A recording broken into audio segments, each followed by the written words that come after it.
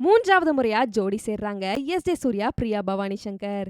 கடந்த 1999ஆம் ஆண்டுல வெளிவந்த வாலி படம் மூலமா இயக்குனரா அறிமுகமானாரு எஸ்.ஜே. சூர்யா. இதை தொடர்ந்து குஷி படத்தை தமிழ்ல விஜய வச்சும் தெலுங்குல பவன் கல்யாண வச்சும் இயக்கி வெற்றி பெற்றாரு. இதுக்கப்புறமா நியூ, அன்பே ஆருயிரே, இசை உள்ளிட்ட படங்களை இயக்கி நடிச்சாரு. கடந்த சில வருடங்களா மாநாடு, மார்க் ஆண்டனி, ஜிகர்தண்டா டபுள் எக்ஸ்ன்ட்டு பல படங்கள்ல நடிகரா கலக்கி வந்துட்டு இருக்காரு. அவருடைய கைவசம் அரை டசன் படங்களுக்கும் மேல வச்சிருக்காரு. இந்த நிலையில நீண்ட இடைவெளிக்கு அப்புறமா இயக்குனரா எஸ்.ஜே. சூர்யா களமிறங்க இருக்காரு. கில்லர் அப்படின்ற த்ரில்லர் படத்தை தயாரிச்சு இயக்கி நடிக்க இருக்காரு.